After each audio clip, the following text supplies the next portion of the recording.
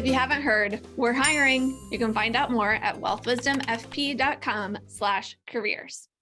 Now, a lot of our audience are business owners who also hire, and hiring has been a roller coaster over the last 3 years, especially. We thought we'd give you some of our top guidelines for hiring that we've developed since we first started hiring in 2011. Now, if you are the other kind of person who's looking for a job right now, we hope you'll still listen to this episode to get inside the mind of the companies and the hiring managers that you might be applying to so that you can land your perfect position. Ready? Let's go. Hey, and welcome to Wealth Wisdom Financial Podcast. We believe when conventional financial thinking doesn't get you where you want to go, you need wealth wisdom. So hit that subscribe button, and if you're watching on YouTube, give us a like and comment below. And of course, be nice on those comments. Before we get to the big idea today, we have to give credit where credit is due.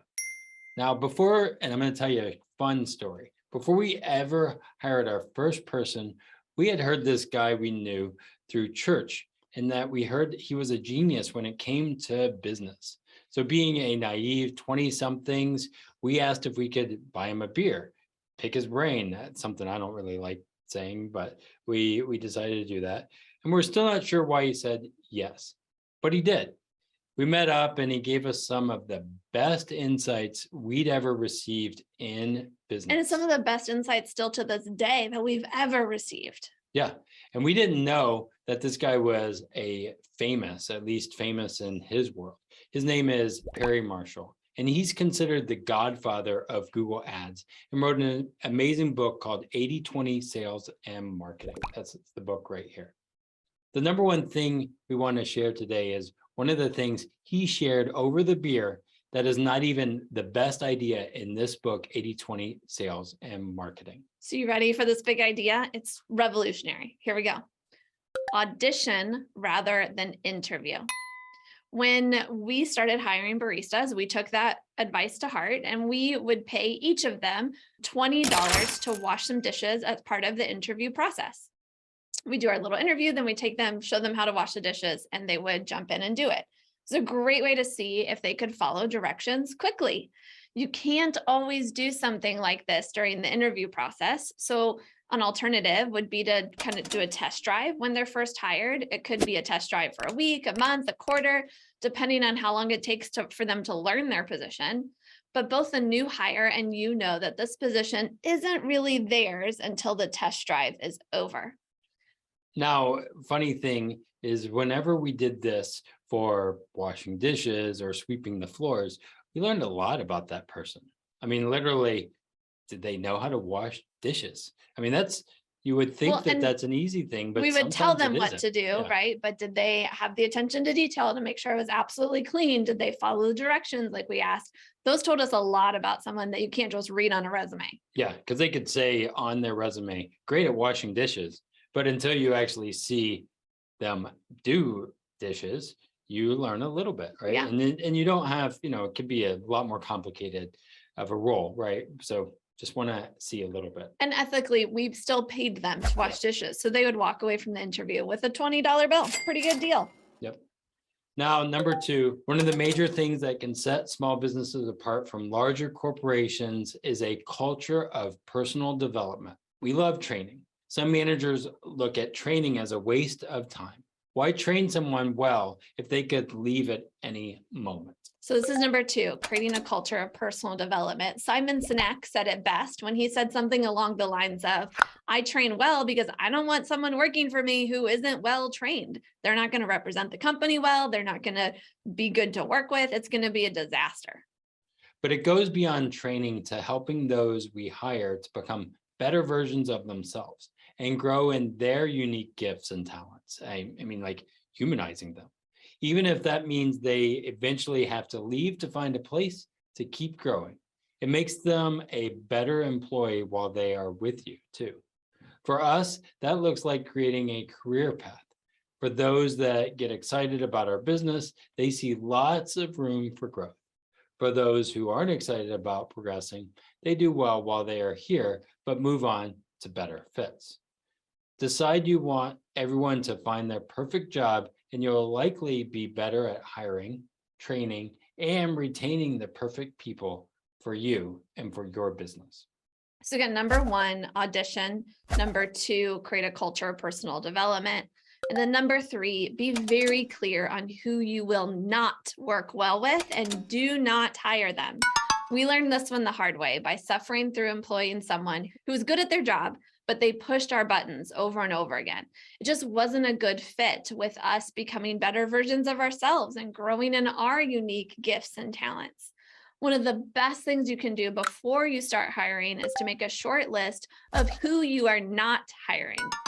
Then have the courage to stick to it. That's a hard one, the courage to stick to it. Yeah, you could even develop a way to pre-screen for that list to make sure you save some time in the process and that you don't end up having someone across the interview table who is someone that you would never hire. Now, it might be obvious, but it's totally worth pointing out. The not list should not be any kind of protected class. Do not practice any form of employment or hiring discrimination. Your not list should not be, any of those protected classes. It should be something about culture fit and those kind of things. Now we hear the naysayers. They say, so we could do all three things: audition rather than just interview, create a culture of personal development, and be clear on who we will not hire, but we could still end up with the wrong person or with someone who is different than we thought they were. And literally, that's happened. Yeah, hiring is a risk. Just like a lot of things in business, welcome to business ownership. Hiring is a risk. We've come to believe more and more in letting people go who aren't a good fit way more quickly. I remember the first time I had to fire someone, Brandon was out of town. I had to do it all by myself and I got a nosebleed. Now it's less difficult with Still practice, difficult. repetition, but it goes back to not holding people back from finding their perfect job when it's clear that the job you're offering them is not perfect for them. It's also about making sure your job is what you want it to be, your perfect job, and not the job your employees are giving you, like cleaning up their messes. So if I were to say number 4, it would be the cliche, hire slow, fire fast, but with the very clear underpinning of good training and clear instructions for improvement with time to implement those instructions. You don't want to just fire like that. Yeah. Maybe we're a little weird in believing everyone should find value in their work. I mean, I think that's needed and probably part of the quiet quitting thing. We're okay with being optimistic in that regard. It makes us better employers and it helps us stay true to our values in our work. So it's time to reflect. How could you add auditioning to your interview and onboarding process? What kind of real training do your perfect employees need to succeed? Do you know the characteristics of the person who is not perfect for your next open position? And are you safeguarding your own role and firing people before you end up stressed and in the ER with too high a blood pressure? Yes, that is a true example from a time when we did not fire quickly enough and Brandon had to be taken to the emergency room. Yeah, that brought back some flashbacks. So don't be a statistic like that. So to wrap up, we want to invite anyone who is currently hiring to jump into our Wealth Wisdom financial community, where we're going to be doing some masterminding this week about hiring, training, and retaining staff, and maybe even telling you a few horror stories. Now, you won't want to miss it. You can join at wealthwisdomfp.com/community. And if you know someone else who's hiring, please share this episode with them. Again, that's wealthwisdomfp.com/community. And for anyone who's listened to this far and is looking for a job, we're hiring. Check out the positions we have open at wealthwisdomfp.com/careers. We'll put both the links to the career page and the community in the show notes. Be sure to check those out and stay tuned for our next episode, where we'll talk about how to find a quality career, either as an employee or through working for yourself, because not everyone's an employee. Some of us are entrepreneurs. Yep. So thanks for joining us. Hit that subscribe button and live long and prosper.